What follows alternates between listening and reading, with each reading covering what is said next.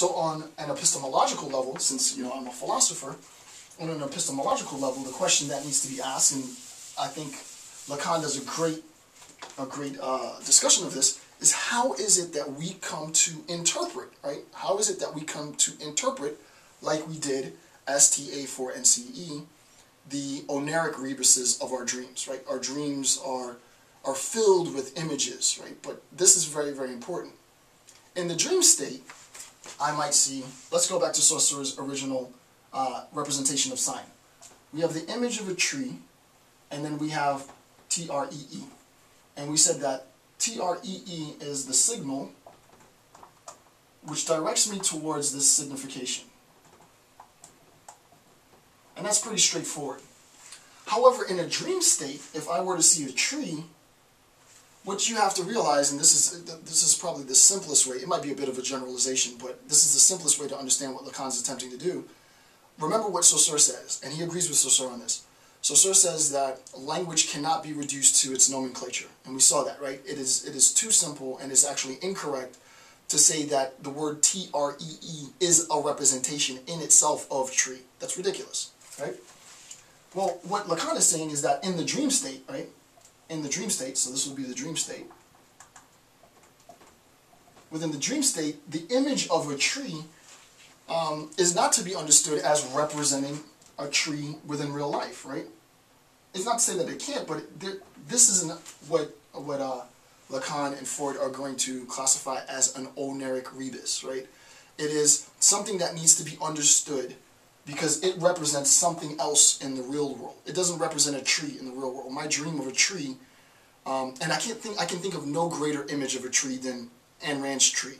So just a quick tangent. Ayn Rand, the beginning of Atlas Shrugged, says that, I forget who the character was, had this dream of this tree that he loved so much, and the tree sat atop this huge hill, and it was this majestic tree. And he had dreamt of this tree. This tree had come to represent so much, and then one day, and it was an actual tree, but he started to dream of the tree, and then in real life, the tree got struck by a bolt of lightning, and he saw that inside the tree had been decayed and hollowed out, and it sort of, he was filled with sorrow, and the reader is left to understand what's the significance of Rand's claim, right? Why would the guy care that the actual tree was destroyed? Well, because insofar as the actual tree was destroyed, whatever that oneric rebus was for him. I mean, obviously, as an educator, a tree is emblematic for me of knowledge, of sort of the forbidden fruit. So it might be said that a tree is an oneric rebus for knowledge, right? It could be the case, but it would be far too simple. It would probably be wrong to say that the tree in the dream state is a representation of an actual tree in the real world, right? So this is the process, right? And again, I'm not a psychologist, but I want you to understand sort of the conditions with which psychology function, right? It functions in this sort of, not even sort of, it functions literally in this semiological ability to relate the signification to the signal.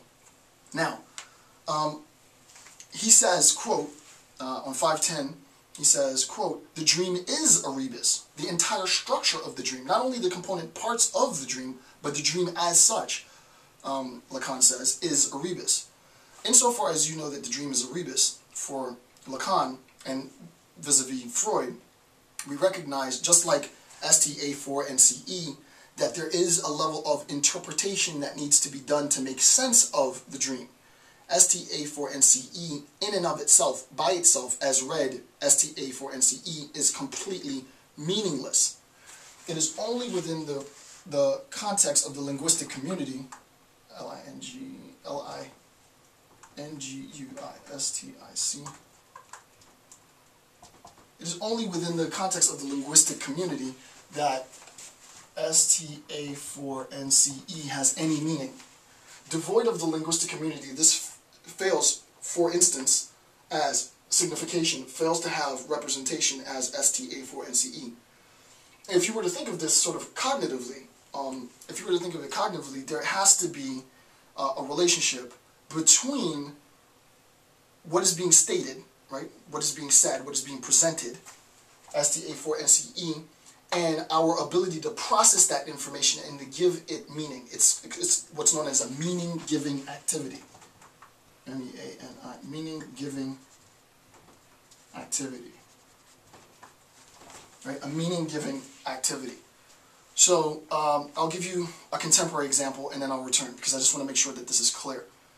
In contemporary discourse, there is a debate between the philosophical community, of which I'm a member, the psychological community, of which I'm not, and sort of like hard MD science, like the physiological community. And the argument is this. We know for a fact, and there isn't much debate, that our biology, our physiology, controls a vast majority of who we are. My genes are going to determine my intellectual ability, my genes are going to determine my gender, obviously, my race, which doesn't exist, my skin color, and so on and so on and so forth.